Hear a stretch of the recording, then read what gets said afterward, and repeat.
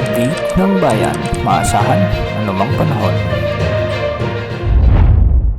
Magandang araw po sa ating lahat. Narito na ang pinakahuling update sa magiging lagay ng ating panahon sa mga oras na ito at sa mga susunod na mga araw.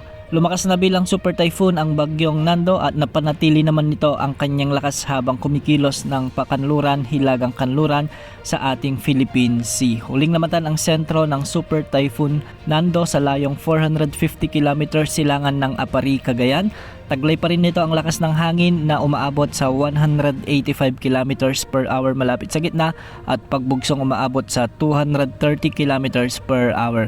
Kumikilos ito ngayon ng west-northwest o pakanluran hilagang kanluran sa bilis na 15 km per hour. Kung mapapansin natin ay mas lumawak pa ang kaulapang sakop ng bagyong Nando at meron na ito ngayong diametro na umaabot sa 580 km mula sa gitna. At dahil dito, nakataas na ang tropical cyclone wind signal number 3 sa southern portion ng Batanes at sa may Babuyan Islands kasama na ang northeastern portion ng mainland Cagayan. Nakataas naman ang tropical cyclone wind signal number 2 sa nalalabing bahagi ng Batanes, nalalabing bahagi ng mainland Cagayan, ang northern at eastern portions ng Isabela, sa may Apayao, Abra, Kalinga, ang eastern portion ng Mountain Province, sa may Ilocos Norte at ang northern portion ng Ilocos Sur. Samantala, signal number 1 naman ang nakataas sa nalalabing bahagi ng Isabela, Quirino, Nueva Vizcaya, ang nalalabing bahagi ng Mountain Province, Ifugao, Benguet, ang nalalabing bahagi ng Ilocos Sur,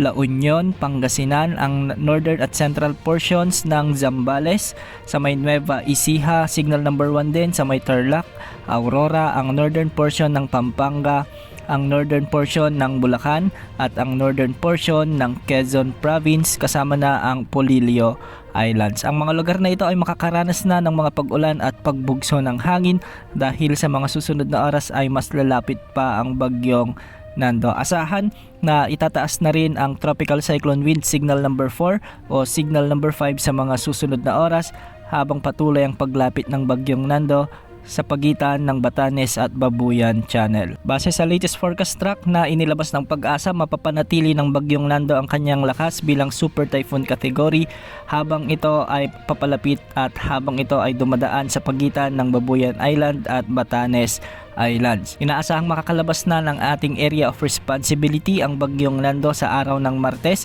bilang napakalakas na bagyo pa rin o isa pa ring super typhoon category. Ayon sa Pag-asa, ang bagyong Nando na ang pinakamalakas na nabuong bagyo ngayong 2025 dito sa loob ng ating area of responsibility. Para naman sa lagay ng ating panahon, makakaranas na ng mabagyong panahon ang malaking bahagi ng mainland Cagayan kasama ng Babuyan Islands, Isabela, Batanes, Ilocos Norte, Ilocos Sur, Apayao, Abra, Kalinga at Mountain Province. Dulot ito ng super typhoon Nando kaya posible ang banta ng mga pagbaha at pagguho ng lupa lalo na kung may mga umiiral na malalakas at minsan ay matitinding pag-ulan. May mga pag-ulan at pagbugso ng hangin na rin ang mararanasan sa Nueva Vizcaya, Quirino, Zambales, Tarlac, Nueva Ecija, Pampanga, Bulacan, Quezon Province, La Union, Pangasinan, Ifugao at Benguet. Dulot pa rin ito ng bagyong Nando.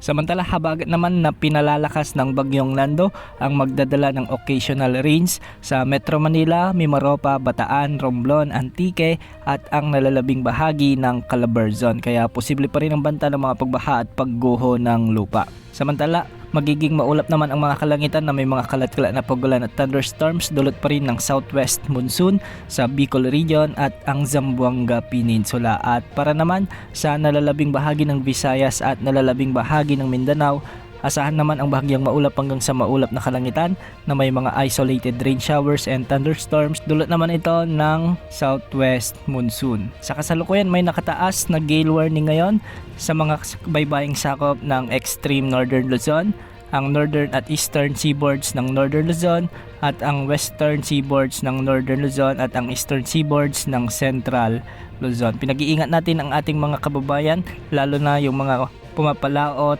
na kung maaari ay iwasan muna dahil napakadelikado ng mga pag-alon sa ating mga karagatan. Antabayan na ng mga susunod na updates ukol sa bagyong Nando na may international name na Ragasa. Yan mo ng latest sa lagay ng panahon. Ito pang weather update ng bayan, maasahan anumang panahon.